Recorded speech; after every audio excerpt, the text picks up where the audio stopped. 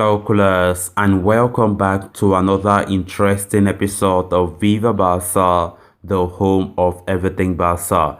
In this episode, we are going to be discussing solely on this report from Marca, which says that La Liga want to look into every single detail, every minute by minute detail of the Xavi operation from Assad to Barcelona. I don't know exactly why they want to do that, but they want to make sure that Barca complied with every single rule in La Liga. Of course, they want to look at things like the contract length, they want to investigate on the salary, the limit, the staff, the Barcelona's accounts, and whether or not Xavi paid his own release clause. So there are some things that La Liga want to take into consideration in order to investigate to see if there was compliance on the side of FC Barcelona and Xavi Hernandez. So we're going to be discussing solely on that in this episode. So callers, as we get ready to discuss those stories in much detail, please make sure to subscribe to the channel. If you haven't subscribed, give this video a like and make sure to watch this video right up to the very end. Barca, Barca, Barca. There are many doubts over Barcelona's move to bring Xavi to the club, which, if they are not clearly detailed, may give rise of suspicions and speculation about the bizarre scenario that Barca found themselves in as they agreed a deal with the Spaniards' current team Assad. What is the agreement between the clubs? That's the question. How much did the move cost? Who paid for it? Why was a coach going to pay to sign for Barcelona, and what actually happened? That is what La Liga is trying to ask now. First of all, guys, if Barcelona managed to make Xavi their new coach and are in line with their salary limit, there's nothing else to it. If not, they won't be able to put his name into the system. The economics of it don't allow for half measures, and the smallest indication of special treatment is not allowed. As is standard, La Liga will look into the operation, and with the club in well-known financial mess, if anything that doesn't fit is found, then there are measures to ensure that the regulations are complied with. So talking about the length of contract, whatever Barcelona paid to sign Xavi will count as a transfer. Of course, if the release clause is paid in friendly matches, future collaborations, agreements, and other forms of partnership, then it won't. The same would happen if Xavi paid the release clause out of his own pocket, although that in itself will be scrutinized, in its own right. This figure, whether Barcelona make it public or not, will be divided between the number of years in the contract offered.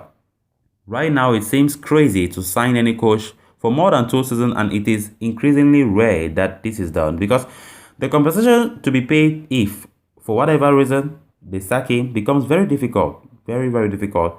For example, a 2-year contract plus the remainder of this season, the payment of the alleged 2.5 million euros that Barcelona would have paid, would impact their squad limit by about 625,000 euros in the first year. That less 2.5 million divided by 32 months of the contract multiplied by the remaining 8 months of this season.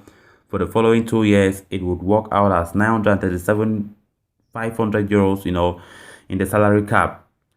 Now, talking about the far from normal salary, Barcelona wanted to sack Koeman, and the means to pay his replacement became restricted.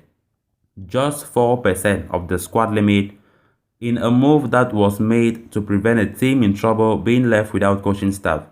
Since then, the club have made considerable savings, not only with summer transfers, but also with salary reductions that they have not made public, and other operations that led La Liga president Javier Tebas to suggest that Barcelona's operating margin has gone to around 20 million euros. They have since renewed the deals of 2 of their best players, Pedri and Ansu Fati, but they still had some cash left over, which is what they are going to use to push through the signing of Xavi in any way possible, especially the first year. The proportional part of what they paid for the transfer, together with the salaries of the coach, assistant coach, and the third member of the coaching staff, will be taken from the salary cap. Then talking about the 30% rule in La Liga, next season, Xavi's salary can't go up by a ridiculous amount. Let me say from 3 million euros to 9 million euros. If he received 5 million euros for the remainder of this season, it would work out at 7.5 million euros in annual terms. So in the next campaign, he can take home around 9 million euros, but not 12 million euros. That is because of salary control purposes, the averages between the two seasons would be calculated and that figure would be taken into account, not the initial 5 million euros. As a general rule, salaries cannot increase by more than 30% from one season to the next. Then talking about old-fashioned gimmicks, Barcelona can put an end to all the speculation as soon as they clearly explain Operation Xavi.